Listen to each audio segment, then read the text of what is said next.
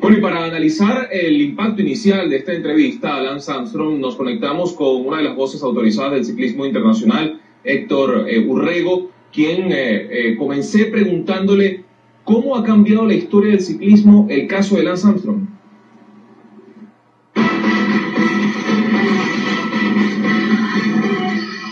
Pues no cabe duda que si Armstrong aceptase, porque hasta el momento no lo ha hecho, que ingirió productos dopantes y que gracias a ellos es el producto de su carrera, pues obviamente que sería un golpe demoledor para él inicialmente, para lo que fue su carrera deportiva, e igualmente para el ciclismo. De esta manera el ciclismo ha venido soportando en los últimos años, desde 1999, desde la Operación Festina, pues una serie de escándalos de manera permanente a los cuales ha tratado de sobreponerse.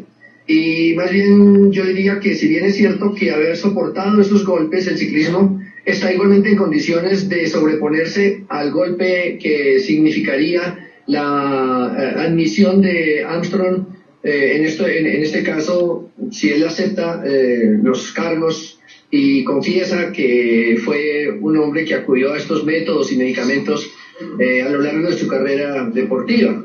No cabe duda que no solamente el caso Armstrong, sino otros también han afectado el ciclismo, pero es un deporte centenario con la fuerza suficiente para sobreponerse a estas situaciones.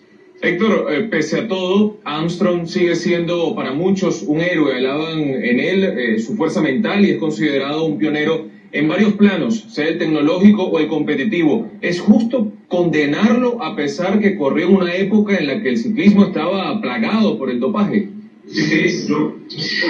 Bueno, primero que todo yo querría aclarar o señalar más bien, o significar que no solamente el ciclismo, el único deporte que se ha visto envuelto en estos menesteres, es en general todo el deporte, sin excepción, porque si no, no se habría presentado un caso positivo en Ben Johnson en los Juegos Olímpicos de 1988.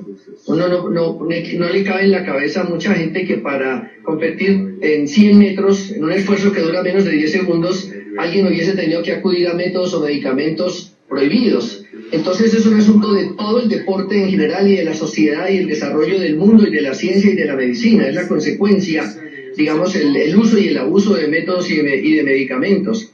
Armstrong no cabe duda que ha sido un pionero, un innovador en muchos de los aspectos del ciclismo. Le tocó vivir una época súper moderna en el desarrollo tecnológico de la bicicleta, en el avance del atleta como tal, en la mejora del atleta como tal. Él aplicó todos los métodos, los conceptos que fueron apareciendo en la medida en que fue desarrollando su carrera deportiva.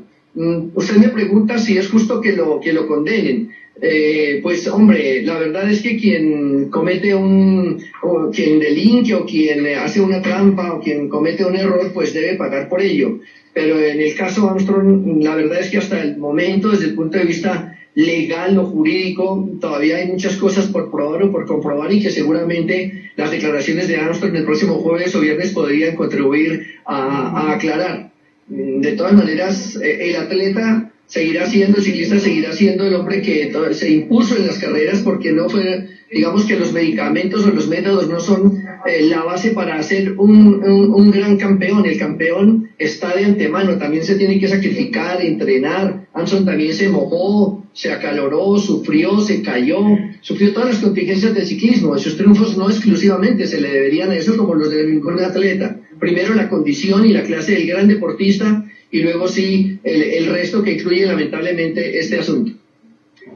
Héctor, por último, se especula que Armstrong podría incriminar a otros ciclistas que junto a él estaban, digamos, entre comillas, jugando sucio, pero más allá del pelotón existe una incógnita que ronda a la UCI. Ya estamos avisorando un cambio en la Unión Ciclística Internacional, es decir, la caída de Pat McQuaid. No me parece. Estos estamentos de tan alto nivel como el Comité Olímpico Internacional, las federaciones internacionales, incluida la FIFA, la UCI en el caso del ciclismo y otras grandes entidades internacionales, no es fácil que puedan, digamos, caer de su pedestal por este asunto o por otros asuntos. Hemos visto asuntos mucho más delicados desde el punto de vista de la ética en entes como el Comité Olímpico Internacional, por ejemplo. Lo que Armstrong diga en contra, si es que lo va a decir, en contra de la Unión Ciclista Internacional, tendría que entrar a probarlo también. Y entonces el escándalo pues se ampliaría muchísimo más, se magnificaría muchísimo más. Yo creo que será a partir de las declaraciones de Armstrong donde nazca un nuevo capítulo, un nuevo episodio de esta historia que en mi opinión va a durar muchos años más de los que ya lleva viviendo. Héctor, muchísimas gracias por acompañarnos esta noche en Deportes CNN. A ustedes muchas gracias y hasta otra oportunidad. Muy amables.